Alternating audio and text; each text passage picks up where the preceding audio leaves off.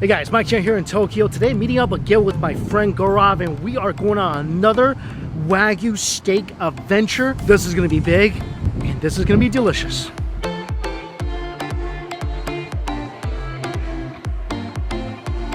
I'm here, Gaurav, you guys know, and Chef Rob. So tell us about this cut of meat we're about to eat today.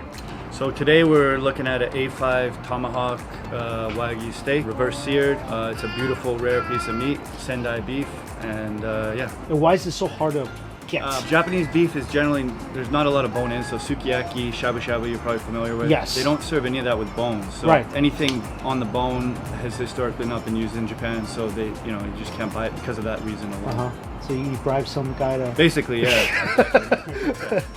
Okay, well, this is going to be beautiful. I saw pictures of this. This looks amazing. Yeah, let's go. Okay.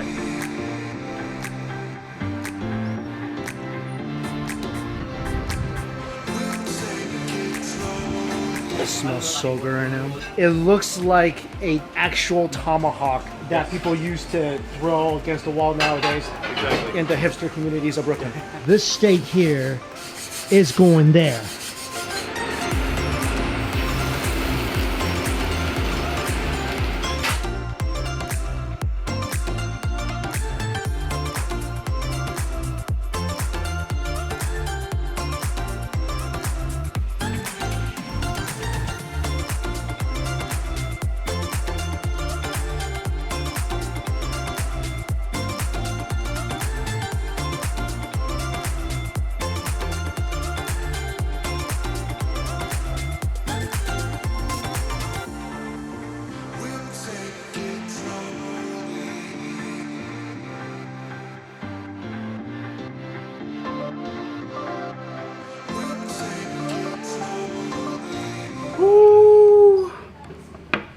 Thank you so much, Chef.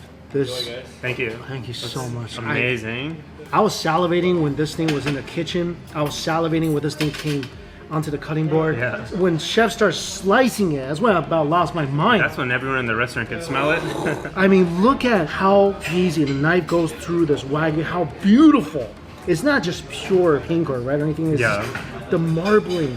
Like I was saying in the kitchen, it looks like the first snowfall of the year. You're just staring at it, purely just hypnotized. Like I was. I just forgot I was even recording. I'm just staring at this going, I can actually eat this too? It looks like so different too than like your normal like tomahawk steak. The marbling's like intermixed with the meat, and it just makes it like a beautiful like spider web patterning. And what is this Wagyu again? So it's from Sendai. Sendai is like a few hour bullet train from Tokyo. Sendai Wagyu is also like really famous within Japan. Yeah. Most foreigners probably only heard about Kobe, but Sendai Gyu is definitely like top 4 Wagyus in Japan. I don't think I'll ever be ready because this is just, I know it's gonna be mind-blowing. I know it. Every time you eat it, especially in this sort of presentation, you know it's gonna be life-changing all over again. Let me serve you a piece, bro. All right, thank you. And what I love about this is the meat, it doesn't look as red as you would find in a typical steak, a cowboy steak, because it's so marbled. It's like all like mixed in, yeah. Cheers, all right, cheers.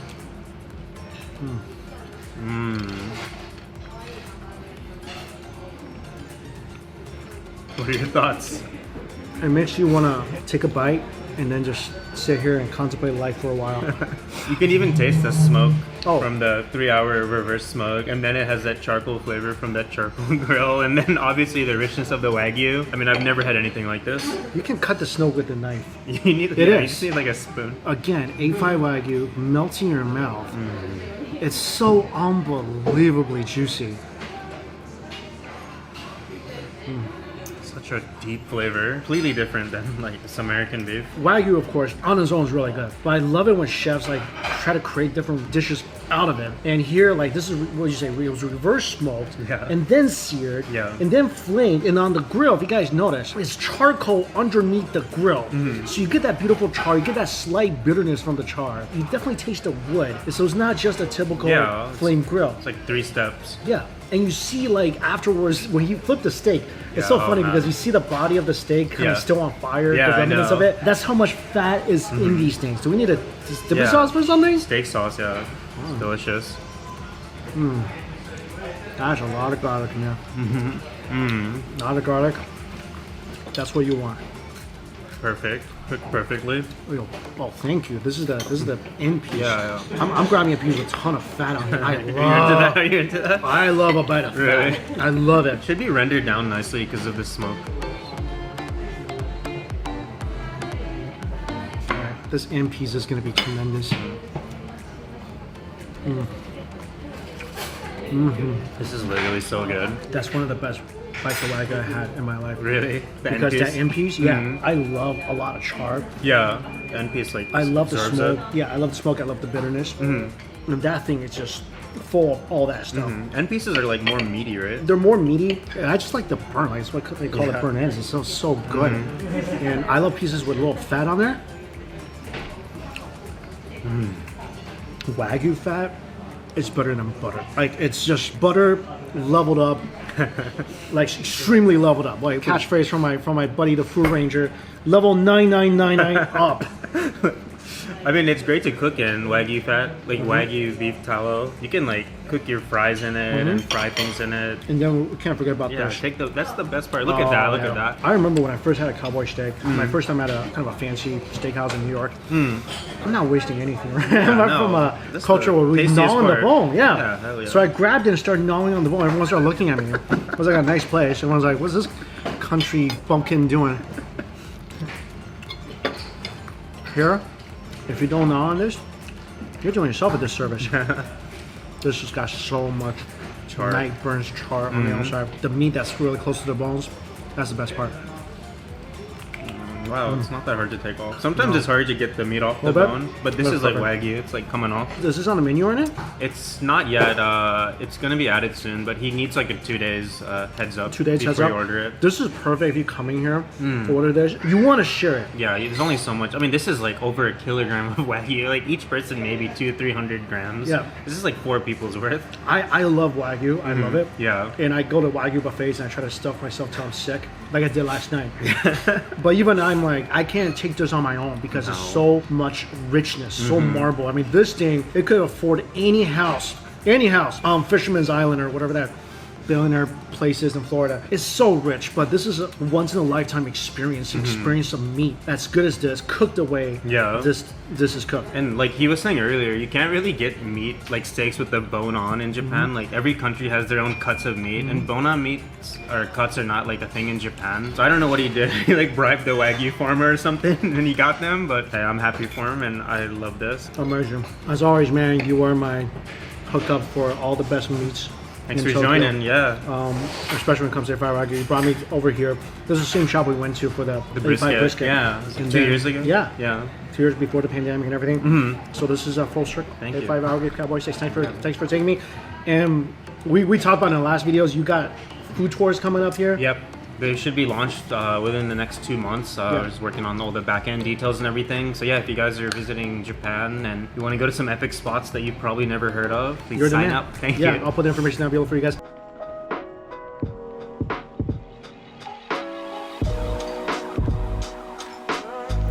Found this quaint little tempura place. Look at this. Really cute little tempura place. Not a lot of people here. I haven't had tempura yet since coming to Japan. I think this could be really good. The first dish is a monkfish lower liver tofu dish. Amazing. So soft and delicate and so much flavor. The monkfish liver is made into a tofu consistency. I think there might be a little tofu in here.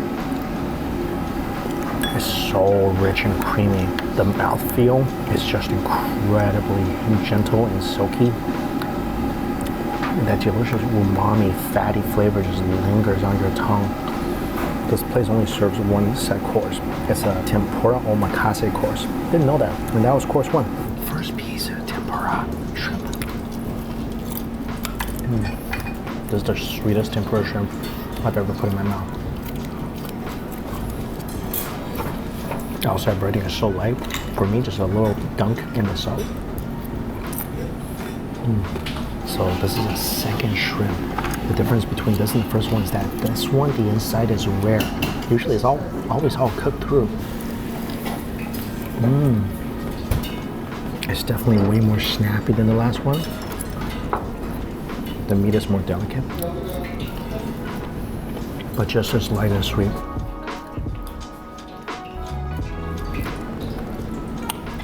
I like just crunching the whole tail. Next one is squid. They recommend a little lemon juice and a little bit of salt. That's just the most delicate, tender squid in the outside breading, the outside tempura. It's the lightest, most subtle crunch you can ever imagine. Like barely a whisper of a crunch. Next one, lotus. You guys can see what I'm talking about. The tempura, the outside, it's barely there, but it still covers the lotus completely. It's just amazing how light that tempura batter is on the outside.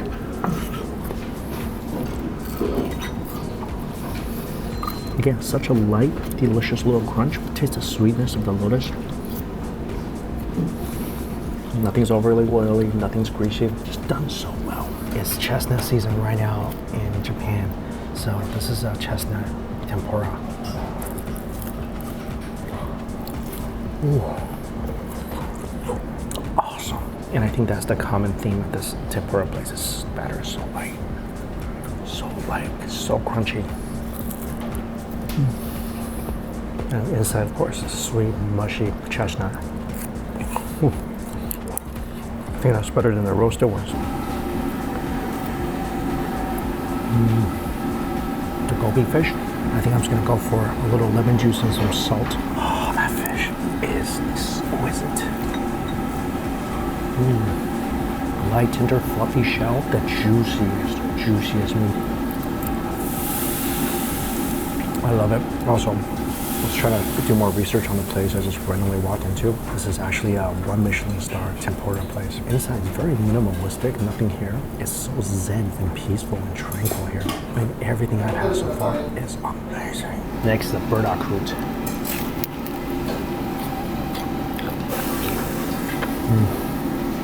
Everything here is so light. Even this root tastes so light and fluffy. It's another fish. This, I always eat with a little salt and lemon juice. This is some of the best fried fish you'll ever find anywhere. Inside is just all flaky, white, tender meat. Outside, again, the lightest little crunch.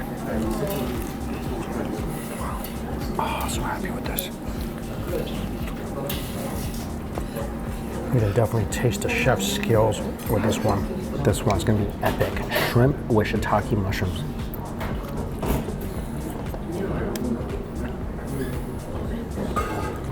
Oh my gosh. The mushroom is plump, it's juicy, it's incredibly fresh. The shrimp is meaty, it's sweet. Both items are a little snappy with that thin outer crunchy shell. Mind-blowing. Next is fried shirako, which is the cod sperm.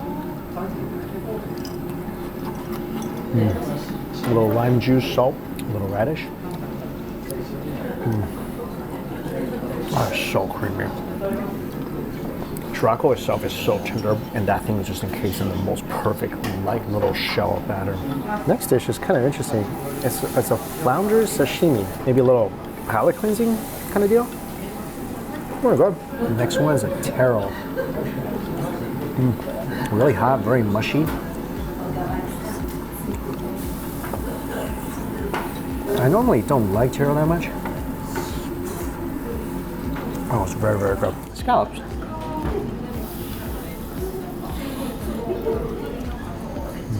That is really good.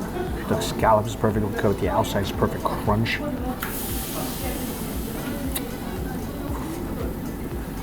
Perfectly sweet, perfectly tender.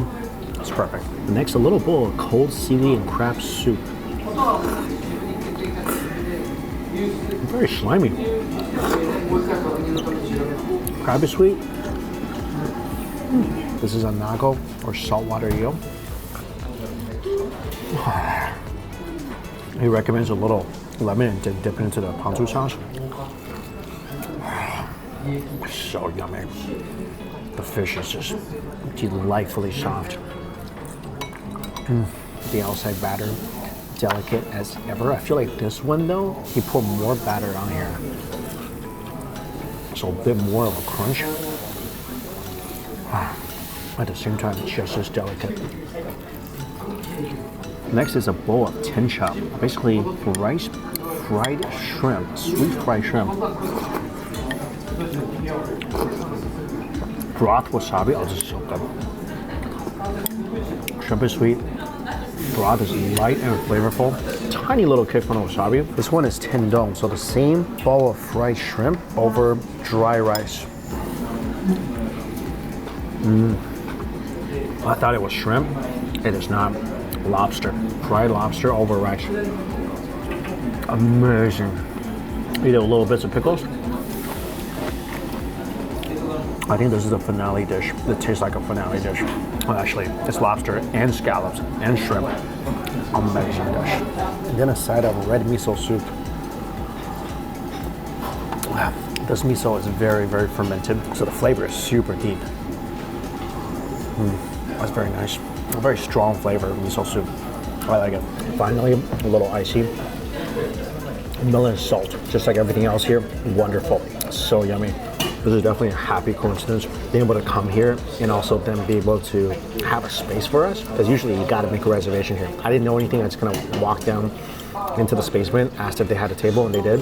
Such an amazing tempura experience. I think most people probably have tried tempura in some form in their lives, but until you come to a tempura restaurant and eat it here, we don't really get what ultimate tempura tastes like. And this has been truly fantastic. As always, I'll place a link to this down below for you guys. Thank you all so much for watching. Until we eat again, see you later.